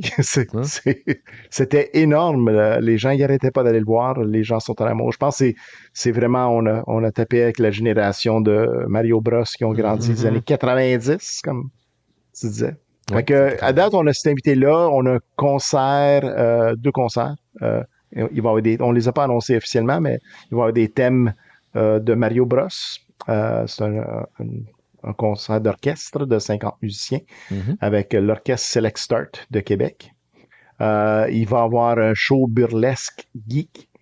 Alors, c'est des madames et des messieurs déguisés un petit peu sexy. Sexy. Qui font un show très tard le soir, 18 ans et plus. Juste pour que vous le sachiez. Ouais. Mais c'est ça. Puis les gens, honnêtement, à Québec, les gens sont vraiment excités parce que on a 60 places ouvertes pour la mascarade.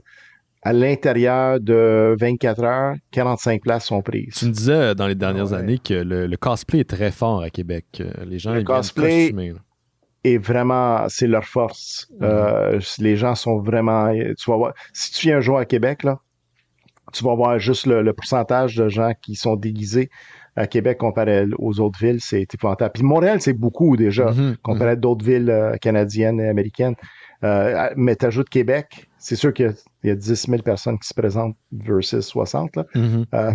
Alors, tu vas voir la différence de ce côté-là. Mais je veux dire, si Montréal, c'est 10-15%, Québec, c'est 20-25% des gens qui se déguisent. Ouais, je suis allé au Comic-Con de Québec au moins 2 fois. À un moment donné, tu nous avais reçu avec Denis de Monsieur Net. Là, oui, c'est vrai. Myriam Larouche, je pense son nom, de famille. Puis les gens étaient beaucoup costumés. Puis tu as aussi le Comic-Con d'Ottawa entre-temps aussi qui s'en vient. Aussi en octobre, c'est où ça que ça se passe? C'est cette fin de semaine qui s'en vient. C'est cette fin de semaine qui s'en vient. Là, on te prend dans le gros... Oh shit, OK. Fait que tu nous donnes du temps alors que tu as un événement qui s'en vient. Hey, tu m'as appelé, puis j'ai pris l'appel. J'ai envoyé le Cliff single dans le ciel. Puis, j'ai dit, le hook, c'était Laurent va être là. Ah oui, c'est toujours le hook.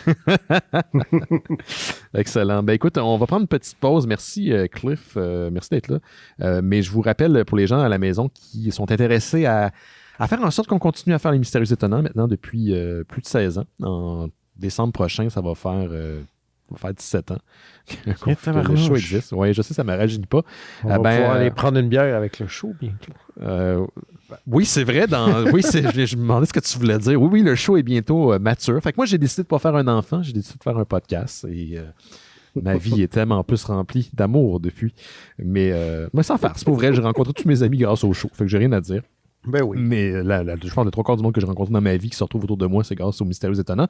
Mais si vous voulez faire en sorte que les Mystérieux Étonnants continuent à exister encore pendant plusieurs années, vous pouvez contribuer à notre Patreon. Patreon, c'est une plateforme qui permet pour l'équivalent d'un café cheap, là, genre 2 piastres par mois, de continuer à ce qu'on existe. Donc, tous les fonds ramassés sont réinvestis dans le projet, dans l'achat d'équipements, quand on a des événements spéciaux, quand il y a des frais là, qui sont encourus avec les activités des Mystérieux Étonnants, veut pas, à chaque mois. Donc ça, c'est tout réinvesti là-dedans. Et en échange, on vous offre des goodies parce que, tu sais, why not? Bifurcation, qui est un podcast exclusif. On fait des cycles où on traite de sujets. On a parlé des Simpsons d'Halloween l'année passée. On a parlé de Kevin Smith.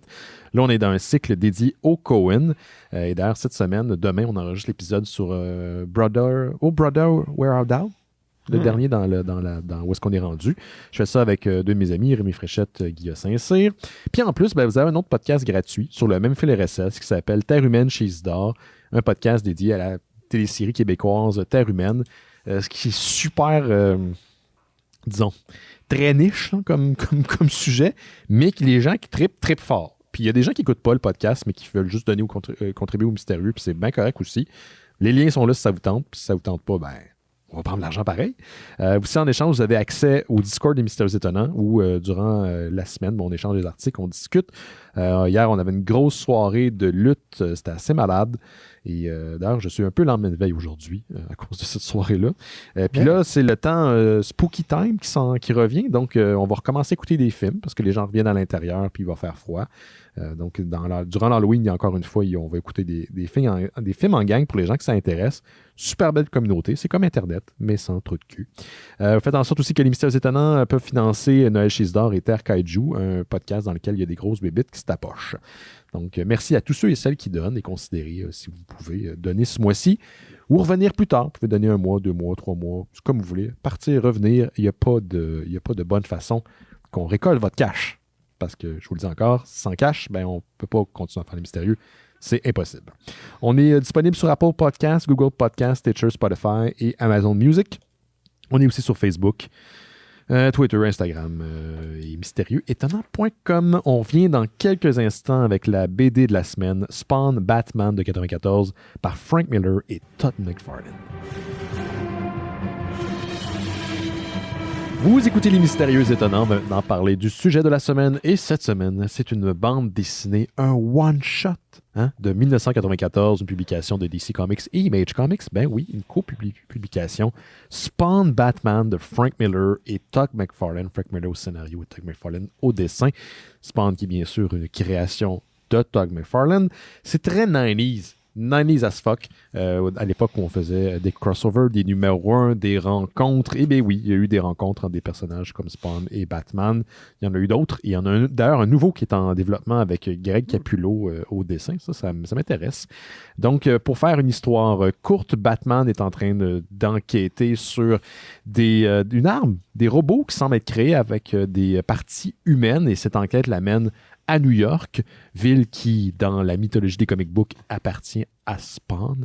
Et donc, les deux héros, ou les héros et l'anti-héros, font connaissance. Et bien sûr, c'est un shtick de la bande dessinée américaine. Quand deux héros se rencontrent, il faut qu'ils se battent. Donc, initialement, Batman et Spawn ne se font pas confiance. Ils se blâment mutuellement sur ce qui se passe, la montée de violence et la disparition d'itinérants dans les villes de New York pour être transformés en pièces pour des robots. Et finalement, font équipe et battent le gros méchant à la fin. C'est aussi simple que ça. C'est Punk. Punk, il dit beaucoup punk. C'est une BD des années 90, donc ça vient que les codes de l'époque, les mauvais coups de l'époque, les bons coups de l'époque. Donc, il faut essayer d'en parler en essayant de contextualiser tout ça. Todd McFarlane non plus, qui n'est pas le plus grand dessinateur, il est le premier à l'avouer. Donc, c'est un style très erratique, un peu confondant par moments, très chargé.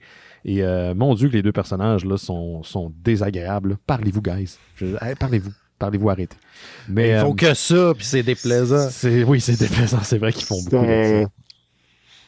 Quand tu m'avais donné le livre en premier, tu me disais, hey Cliff, lis ça. Puis moi, je pensais que c'était quelque chose de nouveau. Ah, tu pensais que c'était le nouveau crossover? Ben, je pensais que j'avais pas entendu à propos d'un crossover qui s'en va, c'est cool. Puis là, je vois que c'est celui-là que j'ai lu, là, presque 30 ans, là. Ouais. Que c'est sorti. Puis, gars, dans le temps, je me rappelle que c'était, this is cool, mais c'était ma seule chose. C'était Todd McFarlane qui dessine Batman, puis qui dessine Spawn, puis c'est Frank Miller. Exact. Fait que c'est quand même une rencontre de deux piliers de la BD. On va faire le tour rapidement, vraiment rapidement, pour vous donner vos impressions initiales sur la bande dessinée. Puis après, on ira plus en détail. Vas-y donc, toi, Laurent, toi qui es un grand fan de Batman de DC Comics. J'ai adoré ça. J'ai trouvé ça super beau. Et j'ai surtout trouvé que c'était d'une écriture, d'une finesse incroyable. Là, tu viens de faire... Tu sais, quand le frère de Homer demande à ce qu'un employé rappelle pour dire aux enfants, Lisa puis Bart, le contraire de ce qu'il vient de lui dire à propos de leur père au téléphone? Ouais. C'est ça que tu viens de faire. OK, je comprends. La critique, je l'apprends. Toi, Cliff, t'en es où par rapport à ta lecture? Moi, je dirais que ce serait le même niveau d'écriture de Frank Miller que son opus Robocop 2. Qui est très... Ouais, OK. Ouais, il y avait un feeling quand même Robocop dans les méchants. Ouais, je l'ai vu. C'est vraiment...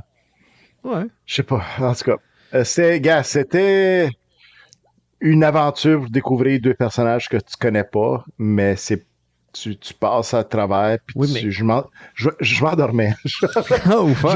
Littéralement, je suis fatigué avec tout ça, mais je lisais mon livre, puis je suis là, oh Seigneur, que c'est...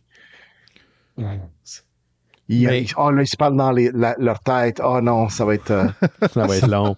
C'est un one-shot en plus. C'est pas supposé être plein de numéros. C'est super court. C'est genre 60 pages. Mais c'est sérieux, Ben, tu l'as soulevé tantôt. Si vraiment, là, d'après moi, personne est arrivé dans ce crossover-là sans connaître du moins un ou l'autre des personnages.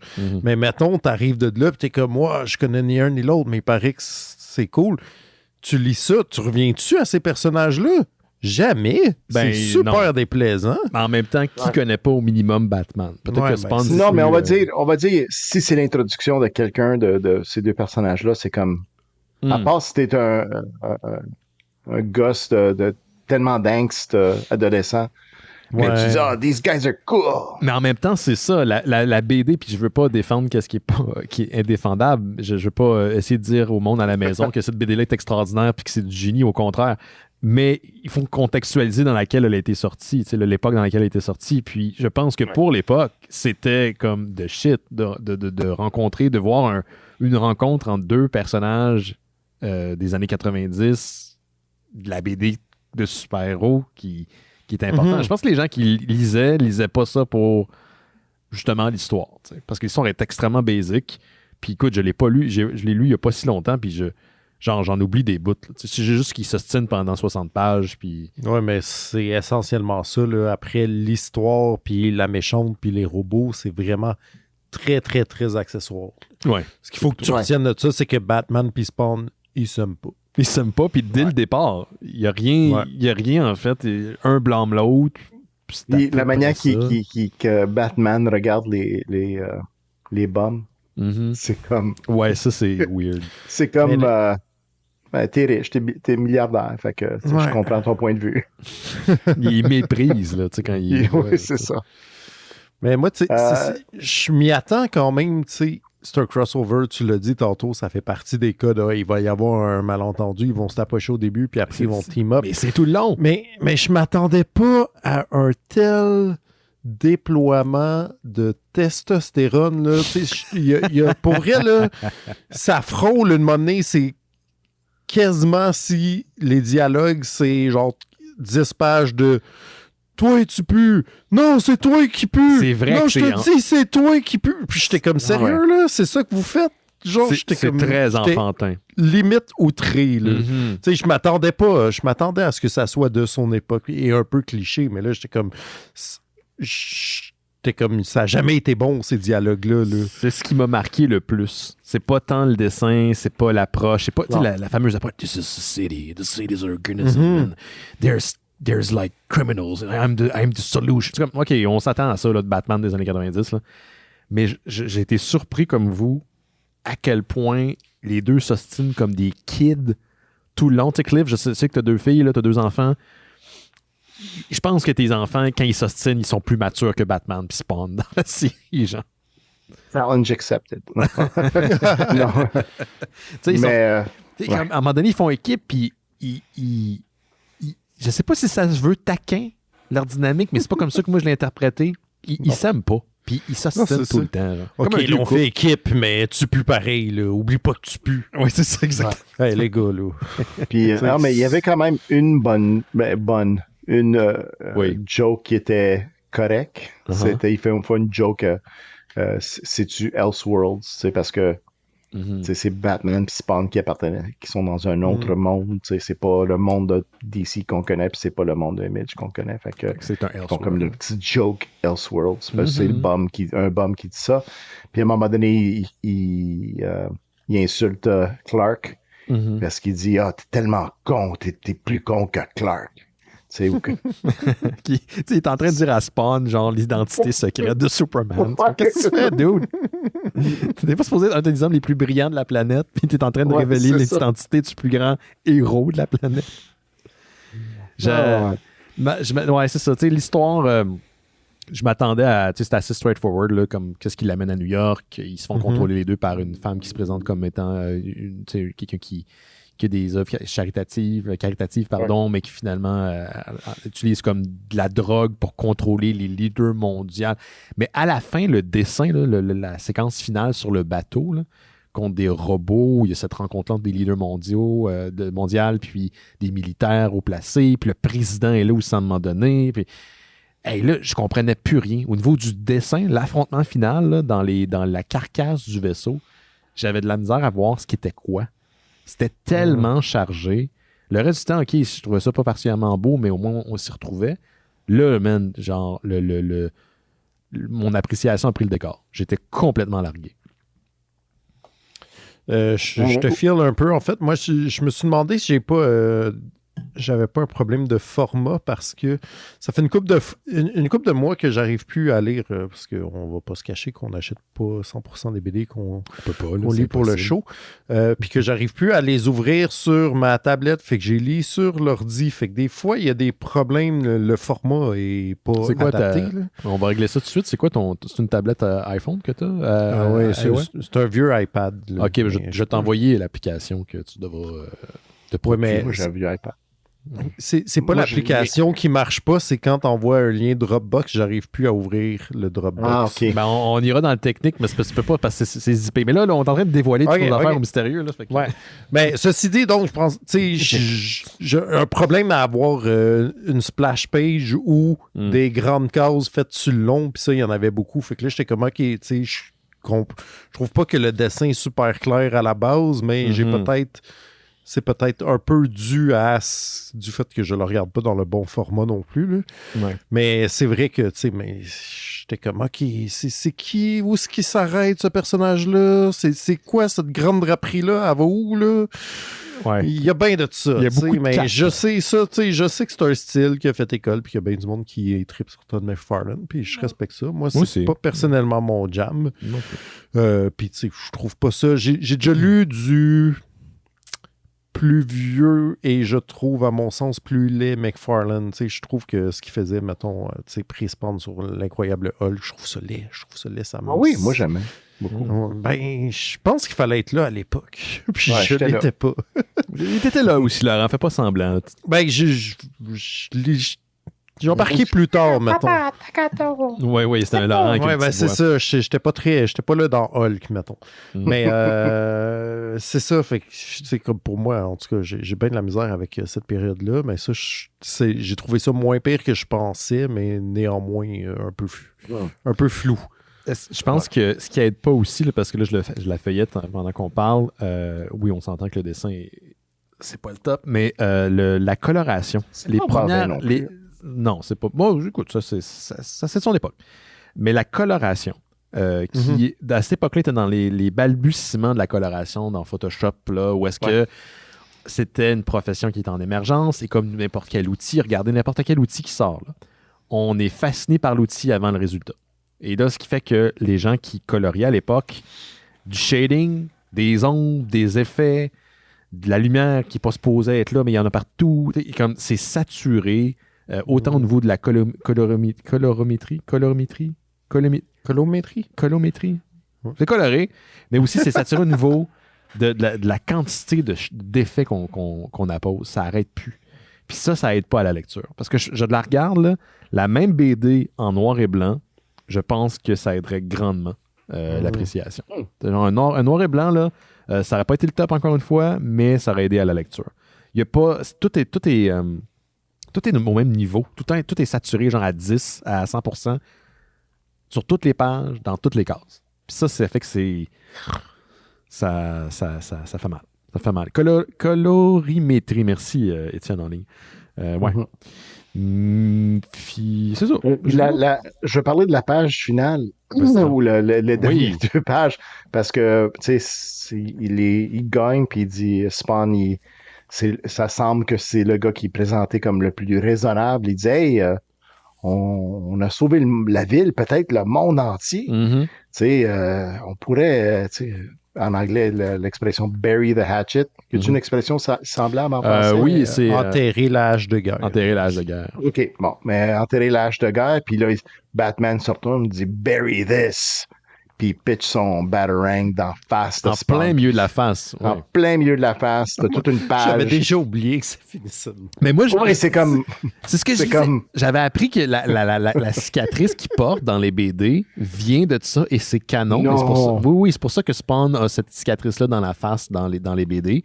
Et c'est canon, oui. Sauf que tout le long, je la lisais, puis là, j'étais comme... Je lisais la BD, je disais, voyons, quand est-ce que ça va arriver, cette affaire-là? Parce que ça fait des années qu'on en parle de cet événement-là. Puis je l'avais oublié, puis c'est la dernière page de l'album, puis c'est gratuit, puis ça sert à rien. C'est tellement gratuit. C'est super gratuit. Batman est une dick, man, dans cette BD-là. Hey, vraiment. Peut-être on devrait juste le regarder comme un clip YouTube de quelqu'un qui a réuni 2 héros pour le fun, mais il n'y a pas les droits d'auteur pour le faire. Du Puis le fanfiction. fait- Du fanfiction, tu sais. Puis là, on aimerait ça. Puis on demanderait un film. Peut-être. Ouais, écoute. Les deux ont beaucoup de points en commun. Les deux aiment être sur des buildings la nuit avec leur cap à pleurer. Les deux sont des loners. Les deux sont... tu sais, ils ont quand même... ils ont du style. Hein? On peut être... Faut leur donner ça. Faut leur donner ça. Un, Les c'est deux, un bum, l'autre, c'est un milliardaire. c'est ça. Je sais pas. Mais ils ont des points communs. Tu sais, c'est sûr que quand ils ont leur narration là, de emo là, dans les ruelles, là, chacun de leur bord, t'es comme, pour vrai, gars, vous avez plus de points en commun que vous le donnez. Là. Vous avez tellement. Vous pourriez passer Noël ensemble puis triper. Là. Ouais, j'aurais dû mettre le soundtrack de Spawn puis de Crow Oui. pour me rentrer encore plus 90s. Oui. Ben, écoute, lisez la BD, tapez-vous un épisode de The Anti-Gravity Room qui jouait sur YTV. D'ailleurs, j'ai mon beau hoodie de YTV en ce moment. Oui. Shout-out à YTV. Puis vous allez être dans le mood. Vous allez être dans la zone. Puis, ouais, je suis comme content que ça soit court. Je suis content qu'on puisse passer au travers relativement rapidement. Oui, j'avoue que ça aurait fait 150 pages. Je t'en voudrais beaucoup. Oui, je suis désolé, mais je l'ai Là, je suis juste court. comme c'est une BD, elle existe et je l'ai lue. Là, mais... Ouais. Ben, écoutez. Maintenant, Ouais. on s'y connaît plus maintenant. Je suis content, exact. Moi, je suis content de l'avoir lu pour ça. J'ai lu cette affaire-là, on m'en a parlé pendant longtemps. Pendant plusieurs années, j'ai entendu parler. C'est fait. J'y retournerai pas de sitôt. Puis, mais tu sais, je suis pas déçu. Là. Il y a des lectures qu'on a faites qui m'ont plus gonflé que Spawn. Tu sais, on est négatif, là, mais il y a des lectures qui m'ont fait plus gonfler que Spawn Batman. C'est celle-là, ouais. Un dernier truc à rajouter, sinon on va se laisser là-dessus. Je pense, messieurs, on a fait pas mal le tour. Là, sinon. Cliff, plein d'événements ce week-end, Ottawa Comic-Con. Oui, Ottawa Comic-Con qui s'en vient cette fin de semaine. C'est quoi le congrès? La place de congrès, c'est quoi? C'est le centre EY, le centre EY, qui est à côté de l'aéroport. OK. C'est un petit peu loin du centre-ville, mais il y a un grand stationnement. On prend tout l'édifice au complet. On a une mascarade le samedi soir. On a plein de conférences et tout. On a des jeux. On a une bière spéciale. Ça, c'est l'affaire la plus importante. Devine sur quel thème que ça se lie, le thème que je parle toute la soirée. Stranger Things. Stranger Things. Okay. Fait que, on a une bière ça s'appelle Upside Down. Nice. J'oublie c'est quel type de bière, mais ça va être noir. Non, c'est pas une. C'est une noire qui goûte une IPA. C'est ça l'affaire. Ouais, c'est ça, sûrement. Wow. Shit. Ouais, non, mais j'ai hâte de la goûter quand même parce que je suis amateur de bière, puis excellent. Ça va être le fun. Ouais. Donc, ça, c'est ce week-end, les gens de Gatineau, la région de Gatineau, vous allez pouvoir aller au Comic-Con d'Ottawa. Aussi, le Comic-Con de Québec, le 8 et 9 octobre, pardon. Et je ne sais pas si on est des auditeurs à Winnipeg, mais... il y a des francophones à Winnipeg. C'est ça. Peut-être ça se peut qu'il y a des gens de Winnipeg qui nous écoutent. D'ailleurs, faites-moi signe si vous êtes auditeur de Winnipeg. Donc, les dates, c'est le 28 au 30 octobre à Winnipeg avec Bruce Campbell en personne, invité là-bas. C'est génial. Et Winnie l'ourson. Et Winnie l'ourson. Ça serait malade. Dans une cage. Quoi? Oui, parce que là, ça va qu'il est rendu mauvais. Sinon, on se dit à la semaine prochaine. Merci Laurent aussi d'avoir été là. Puis, faites attention à vous autres. On se revoit bientôt. Bye bye. Bye bye. Ciao.